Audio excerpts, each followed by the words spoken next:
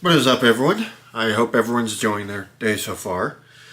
We've got ourselves a banger from Lungs of Faith. Angry young men. Far-right extremists. Radicalized young men. Young boys are being radicalized online. If you're a man, doesn't it feel like every woman hates you? The data proves you're right. Young women are way more progressive than men at the same age, and more men are being painted as becoming radical and far-right extremists. But why is this happening? In this video, we're going to follow the data, the incentives, the institutions, and the history to figure out how the gender divide actually happened, why it's accelerating, and what we can do before you grow old and single. Take a look at the collapsing birth rates. A stable society needs 2.1 children per woman just to survive, but the female fertility rate in the United States, Canada, the UK, France, Germany, and Italy are all sitting at numbers way below replacement. But one thing is There you go, guys. There's a red flag right there about what's going on out there. this is a crisis, and this is the most concerning data I've ever covered on this channel. This is why. Listen, I'll say the quiet part out loud that nobody wants to say. According to the data, the ideological shift. You see the part with that woman at the side of the road? She had nothing covering her private area. Nothing. She only had a top. That's it. Trying to flag down a vehicle to get a ride in. Would you give someone like that a ride? Knowing that they're showing off their genitalia? I sure as heck wouldn't. Is overwhelmingly happening on the female side, not the male side. But I think I'm just too old or something. I'm like, why isn't anyone married? You tell me, why aren't people married? Well, I mean, honestly, it's the women. The women are extremely liberal. No one talks about that, especially after the last election. There's a 45-point difference. The reason for that is not what you think. Here's where things get interesting and honestly a little bit bizarre, because baked into this narrative of men becoming misogynists and radicalized is a paradox that I'm about to expose to you. The story you always hear is the same. Men are becoming radicalized. Men are falling into extremism. The manosphere is brainwashing young boys. But here's the contradiction, and this is the part that absolutely nobody wants to acknowledge for some reason. Men's ideology hasn't actually shifted that much. They've stayed roughly where they were about 10, 15, or even 20 years ago on many of the major points. And even compared to 100, 200, 300, and so on years ago, they're not radically different. A little bit more progressive, but not radically. The study we looked at earlier isn't the only one noticing this caked-in trend. That's not my opinion. This is Pew, Gallup, YouGov, take your pick. So think about this logically. If men stayed the same and women moved, why is the entire culture narrative focused on the male radicalization? Well, because of one thing. There is an agenda. They have made it clear to us. And if they didn't want us to believe that, they wouldn't be saying it. In 2019, the American Psychological Association released an official guideline declaring that traditional... That agenda, everyone, is the emasculation of men. To change the power dynamics so that all the women have all the power. Masculinity, stoicism, competitiveness, leadership, risk-taking is inherently harmful. The United Nations, through the He for She movement, teaches that global gender problems originate primarily from male behavior patterns. Corporate advertising and HR, from Gillette to Nike to Dove, constantly portray men as violent, impulsive, or in need of ideological correction, all the while presenting women as morally superior. And academia, especially gender studies programs since the 1980s, have built its entire framework on the idea that masculinity is a political problem that must be dismantled and re-engineered. So the message is clear and coordinated across these institutions. Men are the issue, masculinity is the problem, and the culture must... There you go. Corporations are trying to emasculate men as well. Hence why it's so hard for men to get jobs these days. I've taken notice of that too. It's been difficult for me. I got lucky with Taco Bell. fix them. This isn't about, hey man, you're becoming too radical and it's hurting society and you need to stop. It's about, we want you to fit into our program. We already socially engineered and radicalized women in the 20th century, and now you just need to get on board with our agenda.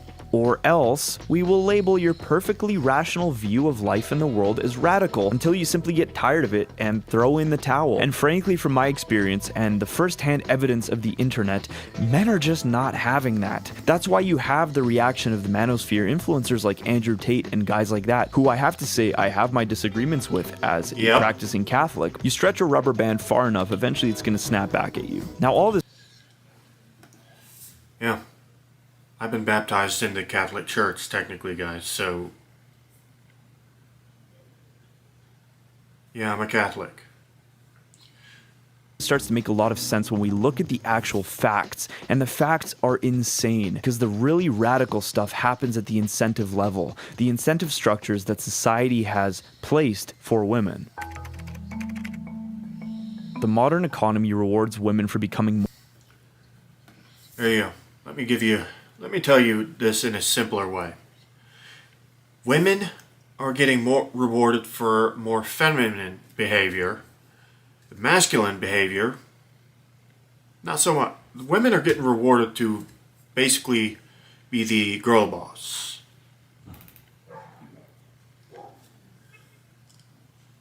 Yeah. Gotta let you guys go for a moment. Alrighty, I'm back, guys. Let me get this back up.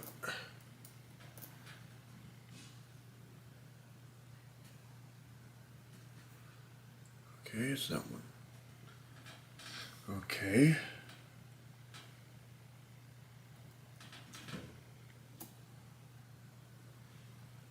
There we go.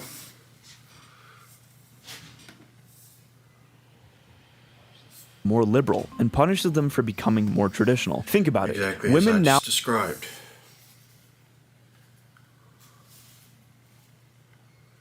Earlier. earn 60% of bachelor's degrees, 70% of master's degrees, nearly 60% of all PhDs, and universities are basically ideological factories, and their ideology is overwhelmingly progressive. And what exactly? They're promoting LGBTQ, transgender things. Elementary schools are promoting childhood gender transitions, and LGBTQ ideologies, and democratic ways, progressive ideologies.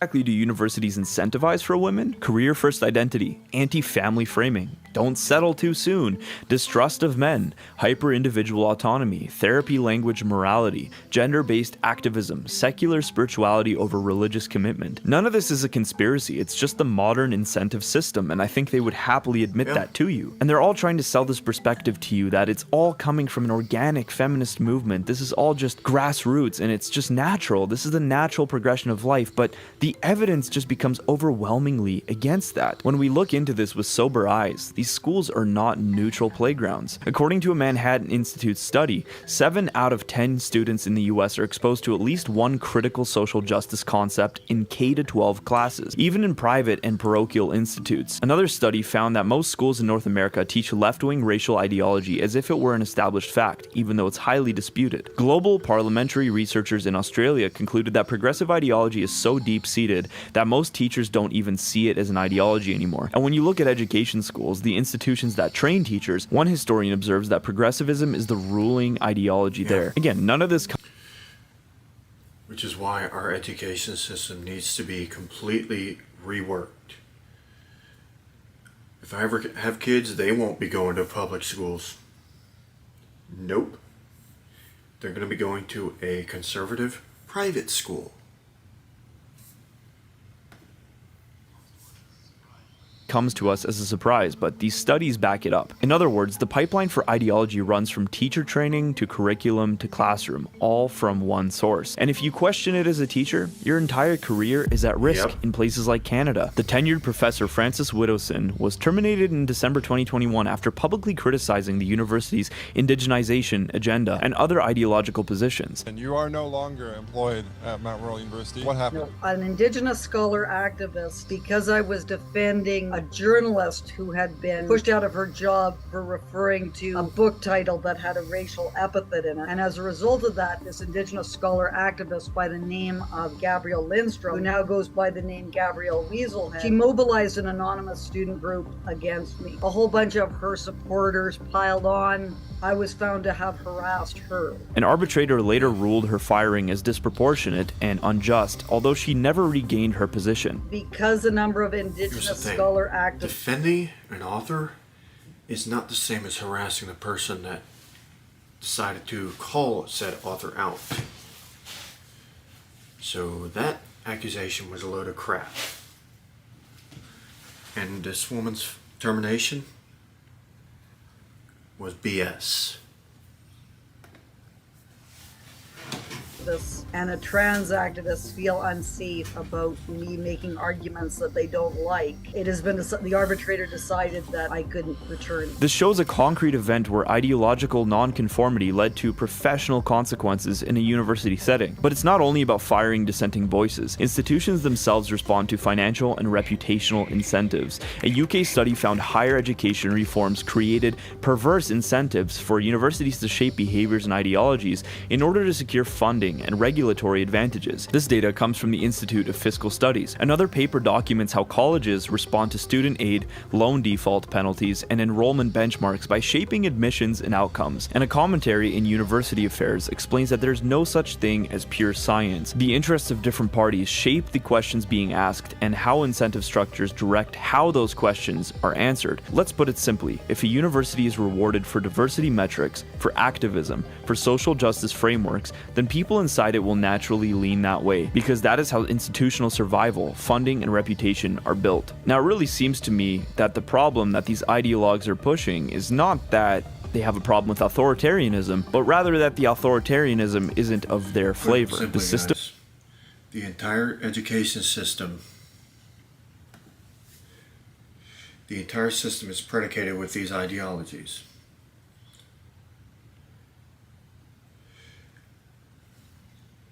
They're doing this whole LGBTQ month, the whole Pride month, which I agree with our current president in his attempts to get rid of that. Come on. I think veterans are more important than LGBT pride.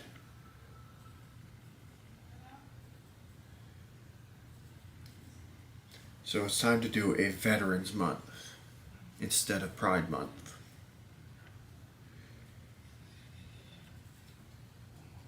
Cities that had the Pride flag, the LGBTQ flag, as their crosswalks, let's just say this.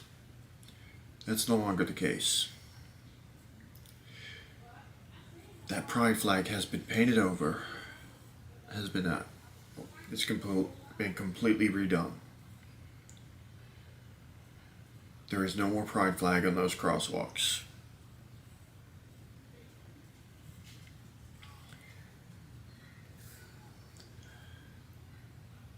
So yeah. And another thing, they often accuse Christians of being evil. We're not. I am technically both a baptized Catholic and a baptized Mormon.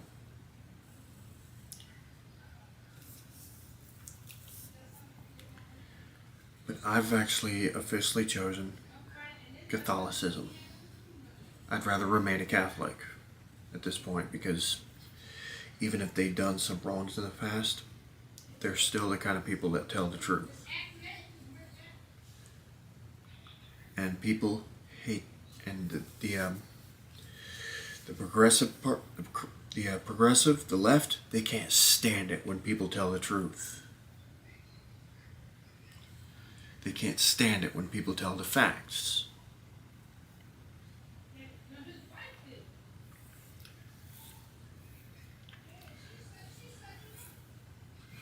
Let's go to another clip.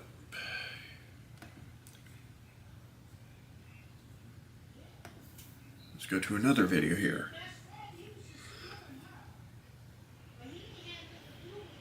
This is my watch history, guys, including the videos that I've been watching from my TV.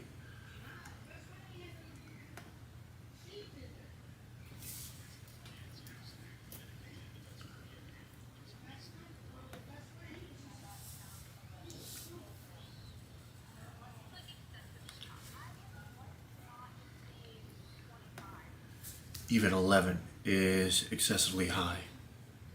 I wouldn't date a woman that's bucked other men. No.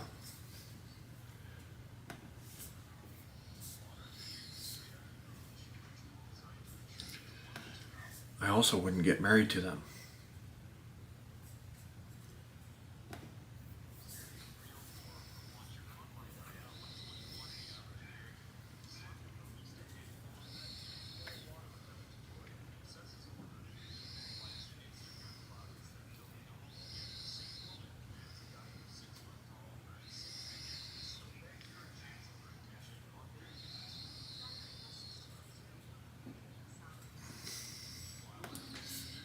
Yeah, good luck finding a 6'2" man.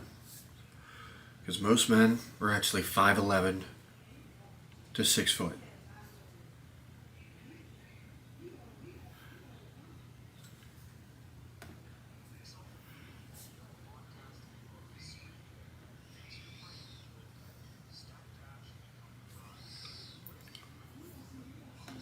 Lift heavier? No, that's not to become the prize. That is actually to stay healthy.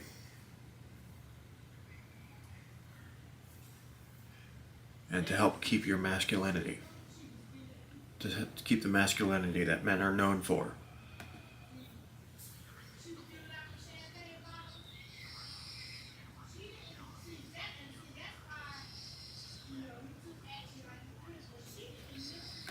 Yeah, look at this. There's this crap. And then you just saw Bonnie Blue, who I find to be absolutely disgusting.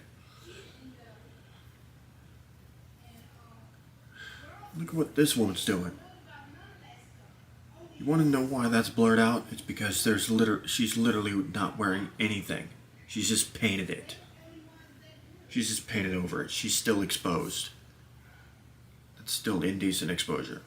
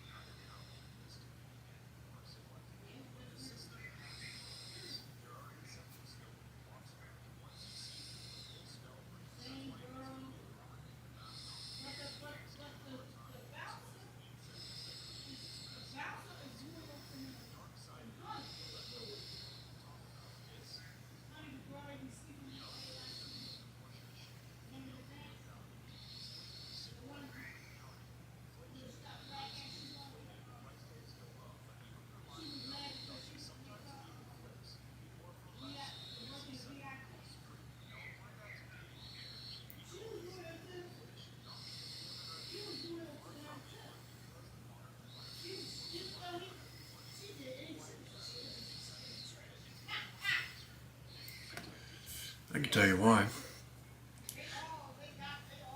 The system has been basically encouraging women to only seek validation for themselves from other sources, not from their man. Encouraging them to leave their man, encouraging them to go sleep with other men while in a committed relationship or marriage, encouraging them to become a porn star,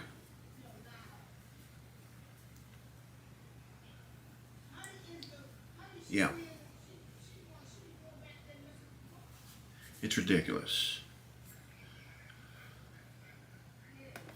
Anyways, guys, I hope you enjoyed this video. Go ahead and smash that like button if you did. Go ahead and subscribe, and let me know if you found any of this informative. And I will see you next video.